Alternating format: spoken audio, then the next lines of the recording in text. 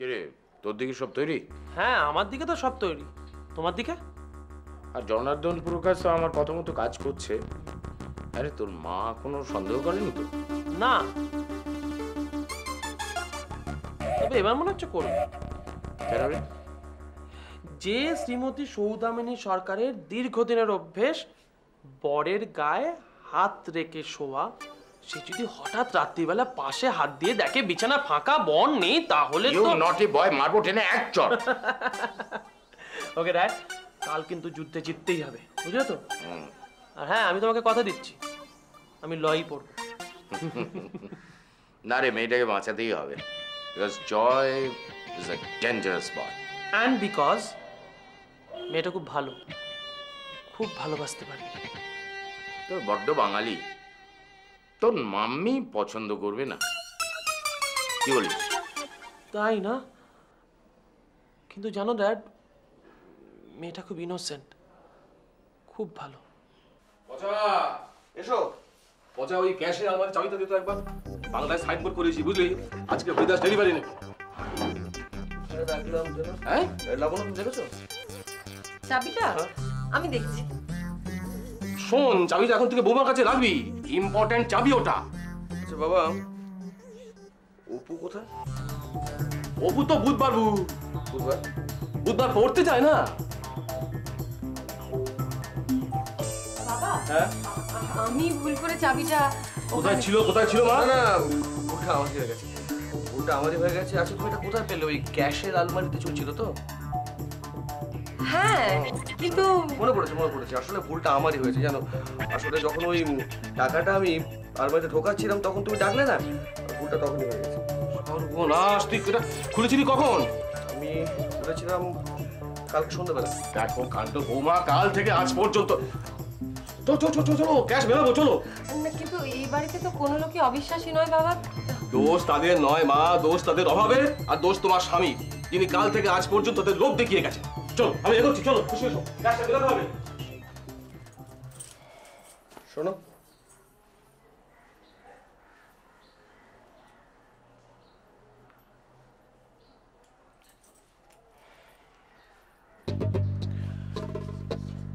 একটা কথা খুলে বলো তো, অপুর ঘরে চাবিটা তুমি কখন ফেলে এসেছিলে?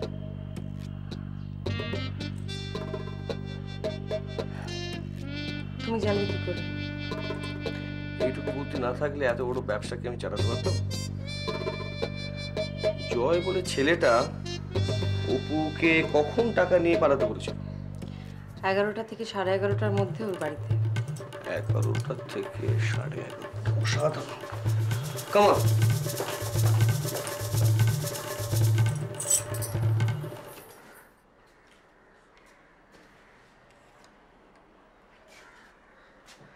ভীষণ নার্ভাস লাগছে। ভীষণ খারাপ লাগছে। কেন? একটা মেয়ে জীবন বাঁচবে আর তোমার খারাপ লাগছে? না না, তার জন্য নয়, দোষটা বেচারা বৌদির উপরেই পড়বে। কেন? ক্যাশ আলমারির চাবিটা বৌদি আমার ঘরে রেখে গেছিল বলেই তো কাজটা হাসিল করতে পারলাম। ও, তোমাদের টাকা ব্যাংকে থাকে না? বেশ কিছু টাকা সিন্ধুকে থাকে, আর বড় টাকা ব্যাংকে থাকে। কত টাকা তোমাদের? যদি জানাজানি হয়ে যায়, আমি মাথা পেতে নিজের দোষ স্বীকার করে নেব। হ্যাঁ, এই না পাগলি মেয়ে, শোনো, ক্যাশের চাবি বৌদির কাছে, ঠিক আছে? টাকাটা হাত সাফাই হয়ে গেছে। ভুল করে না, তোমার ঘাড়ে দোষ চাপানোর জন্য বৌদি ইচ্ছে করে চাবিটা তোমার ঘরে রেখে গেছে। তোমার মনটা দিন দিন এত ছোট কেন হয়ে যাচ্ছে বলো তো? তুমি কত উদার, তোমার মনটা কত ভালো।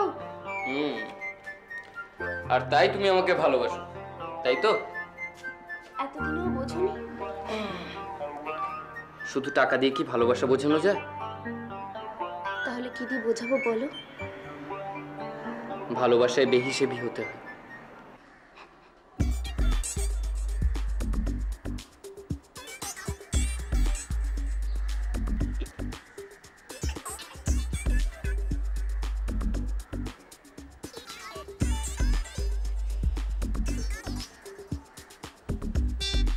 কি হলো? দিলীপ,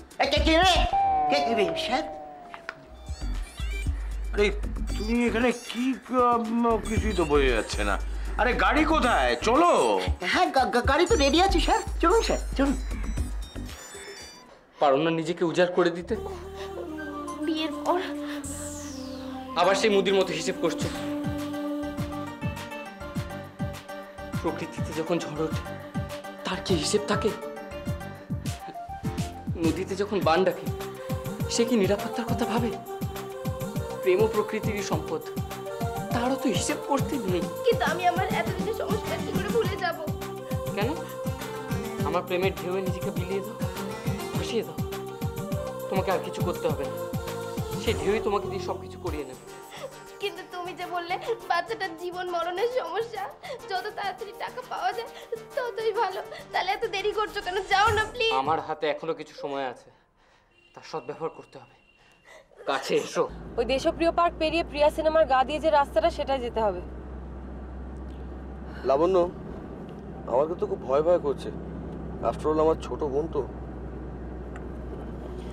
আমার উপর ভরসা রাখো প্লিজ। প্লিজ না জয়, প্লিজ না। প্লিজ বলে কি ঝড় থামানো যায় নাকি অগ্রুৎপাতকে আটকানো যায়? বাধা দিও না। এরকম করো না প্লিজ জয়, এরকম করো না, তোমাকে মানায় না। কাছে এসো।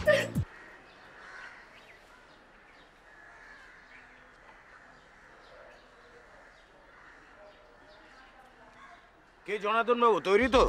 এই তো আপনার জন্যই অপেক্ষা করছিলাম। চলুন, রওনা দিতে হবে। চলো।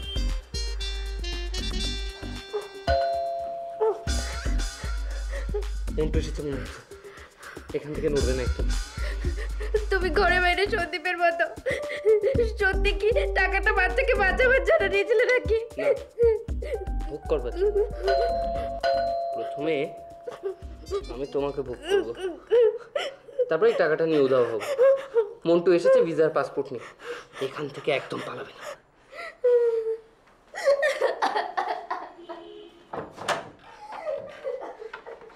এ কি, তুমি রেস্টুরেন্টে সেই বুড়োটা না? এখানে কি চাই? Just get the hell out of here.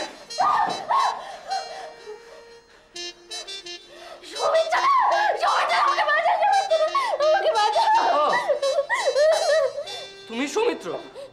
তাহলে এতদিন পিছু নিয়েছিলে, তাই জন্যই পরমানন্দ সরকার। অনেক দিন ধরে শয়তানি করে চলেছিস, আজ আর পালানোর কোনো পথ নেই। অনেক মেয়ে সর্বনাশ করেছিস তুই। টাকাটা বার কর। কোন টাকা? এই যে টাকাটা একটু আগে অপর্ণা তোকে দিল, সেই টাকাটা। তুমি কি করে জানলে? আমি সব জানি, দিদি আমাকে সব বলেছে। হ্যাঁ, তোমাদের দুজনের সব কথা প্যারালাল ফোনে শুনে দিদিই আমাকে সব বলেছে। এবং লাবণ্য ইচ্ছে করেই ওই আলমারির চাবিটা অপুর ঘরে রেখে এসেছিল। নাহলে কি আর এরকম একজন প্রতারক বামাল সমেত ধরা পড়ে? না অপুর মোহভঙ্গ হয়? থ্যাংক ইউ সৌমিত্র, তোমার জন্যই এই ফ্রডটাকে ধরতে পারলাম। আমাকে যেতে দিন না। স্কাউন্ড্রেল, তুমি যাতে আর জেল থেকে ছাড়া না পাও সেই ব্যবস্থা আমি করব। চাঁদু, টাকাটা কোথায়? হ্যাঁ? টাকাটা কোথায়? বাড়িতে চল। আমি এবার যেতে পারি? নিশ্চয়ই যাবে।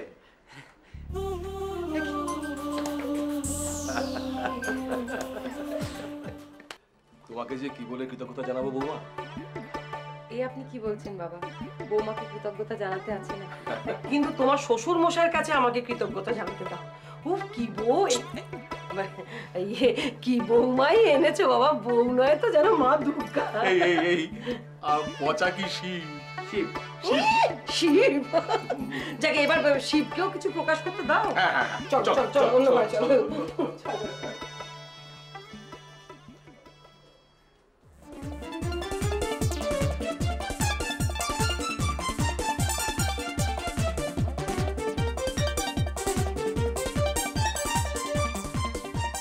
শুধু কি দিদি ননদ বলেই আমাকে এতটা সাহায্য করলেন, এতটা ঝুঁকি নিলেন?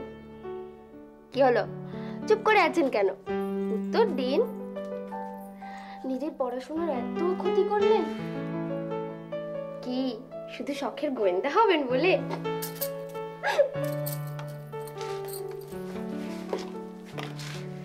এই যে মিস্টার সৌমিত্র সরকার, এবার একটু পড়াশোনায় মন দেওয়া দরকার। আমি ফোন রাখি, আপনি মন দিন।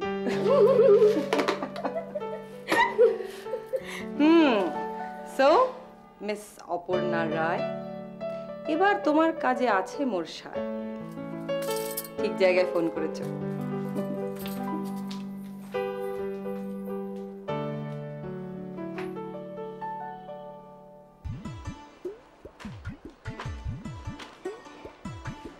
আর চিঠিটা বাজা ওই কাশি থেকে মেজু পিসিমা লিখেছে। মেজদি কি লিখেছে? এখানে আসছে, কদিন থাকবে। হ্যাঁ, এ কি শোনালি রে পচা? সাত সকালে একই সর্বনাশের খবর দিলি? কি লিখেছে শোনো। স্নেহের ধনা, কাশির এই আশ্রমে আমি কিছুটা হাঁপাইয়া পড়িয়াছি। হ্যাঁ, পরচর্যার জন্য তেমন পর আর বিশেষ খুঁজিয়া পাইতেছি না। এখানকার মানুষজন উপকার তো কম করি নাই। উপকারের ঠেলায় তাহারাও নাবিশ্বাস উঠিয়াছে। শুনবে তো কি লিখেছি। তবু তাহারা আমাকে নিয়ে অধুনা ক্লান্ত তা বেশ টের পাইতেছে। হ্যাঁ, উহারাও মর্মে মর্মে আপনাকে বেশ টের পাইতেছে। আমায় পড়তে দেবে? সুতরাং আমি কিছুদিনের জন্য তোমার কাছে যাইব বলিয়া মনস্থির করিয়াছি। হয়ে গেল, বুঝলি পচা? আমার মেজদিকে দেখেই বোধহয় শিবরাম চক্রবর্তী লিখেছিল রে, ঘরে বোন থাকা আর বনে ঘর থাকা একই ব্যাপার। আমি এ মাসের 30-এ তোদের বাড়িতে পদার্পণ করিতেছি ইতি মেজদি। 30? মানে তো গতকাল। গতকাল নয়, আগামীকাল। ওই একই হলো। আরে গত আর আগামীতে আমি তো গুলিয়ে ফেলি। তার মানে কালই কালই আবির্ভূতা হচ্ছেন শ্রীমতী অন্নপূর্ণা ঘোষ। যাও, দাদাকে গিয়ে সুখবর শোনাও। তাহলে উনি আসবেন। আচ্ছা ছোটকা, এই যে আমরা শুনি না যে সাইক্লোন এত কিলোমিটার বেগে পশ্চিমবাংলার উপর আছড়ে পড়বে, আবার শুনি যে সেটা বেঁকে গেছে ওই বাংলাদেশ কিংবা উড়িষ্যার দিকে, তা মেজো পিসিমা সেরকম ঘুরে যাওয়ার সম্ভাবনা নেই? না, কারণ ঝড়ের যেমন আছড়াবার জন্যে তোর ওই উড়িষ্যা আছে, বাংলাদেশ আছে, আমার মেজদির আছড়াবার জন্যে ওই আশ্রম আর আমাদের বাড়ি। বাড়ি তো নড়িয়ে দেবে। হ্যাঁ, নাড়াবে, কিন্তু কতটা নাড়াবে, সেই নাড়ানোতে প্রাণহানির সম্ভাবনা কতখানি তা নির্ভর করছে মেজদি কতদিন ওই পরচর্চায় সাফল্য পায়নি তার। না, কিন্তু ফর্মটা যে মেজো পিসিমার মন্দা যাচ্ছে এটা কিন্তু এই চিঠিতে স্পষ্ট। কিছু করার নেই, এখন ঢাল নিয়ে অপেক্ষা করো আর মহলা দাও, কারণ কোথা থেকে কোন বাক্যবান এসে হাজির হবে তা আমরা আগে থেকে কেউ জানতে পাচ্ছি না। ফলে এখন ওয়ার্ম আপ করো, ওয়ার্ম আপ। কিরে মজা, কি হয়েছে? চিঠি মেজো পিসিমা। কি হয়েছে মেজদি? মেজদির আবার কবে কি হয়? মেজদির আঘাতে অন্য কারোর কিছু হয়েছে কিনা সেটা জিজ্ঞেস করো। মজা মজা, কি লিখেছে বল না। আসছে কালকে, কিছুদিন থাকবে। তাই? তাহলে তো ভালোই হলো, সেই তোর বিয়েতে এসেছিল। আমারও কদিন ধরে মনে হচ্ছে যে মেজদি তোর বউ দেখে গেছে, কিন্তু বউটি আদতে কেমন হলো সে তো দেখতে পাইনি। যাক, আমার শেষ হাত পূর্ণ হবে। কি পূর্ণ হয় দেখো। তোর যত ইয়ে আর কি, এইসব বলে। আরে না না, ছোটকা যেটা বলতে চাইছে সেটা হচ্ছে মেজো পিসিমার ওই ওই ব্যাপারটা গো। কি ওই ওই করছিস? আরে মেজদির কোন ব্যাপারটা? আকাশ থেকে পড়লে জানো দাদা, মেজদির পরচর্চার লেভেল কোথায় কতখানি তাতে আমাদের পরিবারের কি কি বিঘ্ন ঘটেছে তাই যেন তুমি ভুলে গেছো। শোন শোন, মানুষ সবসময় একরকম থাকে না। তাছাড়া ওর জীবনের দুঃখগুলো কোথাও তো ভাববি। ঠিক আছে ঠিক আছে, আমাদের একটু সতর্ক থাকতে হবে। তাছাড়া উনি আসছেন ওনার বাপের বাড়ি, এ তো ওনার জন্মসিদ্ধ অধিকার, আমাদের অ্যালার্ট থাকলে হবে। আর এটা তো সত্যি ছোটকা যে আমাদের উনি খুবই ভালোবাসেন। ভালোবাসে মানে প্রাণ দিয়ে ভালোবাসে। তোর দুবার জন্ডিস হয়েছিল। দুবার। তখন ওই দর্জি পাড়ায় একরকম মালা পাওয়া যেত, সেই মালা মেজদি কি কষ্ট করে নিয়ে এসেছিল ভাবা যায় না। সত্যি পাওয়া যায় না। আর তোর যখন আবার 5 বছর বয়স, ওটা 4 বছরের ঘটনা, তোর যখন 5 তখন ওই মেজদি তোর সেচ কাকার সঙ্গে তোর মায়ের এমন ঝুলঝাপুটি ঝগড়া বাঁধিয়ে দিয়েছিল ওটা দাদা ভুলে গেছে। তুই মেজদিকে মনে সহ্য করতে পারিস না। মেজদি আসছে কোথায় আনন্দ করবি তা না। This is very bad.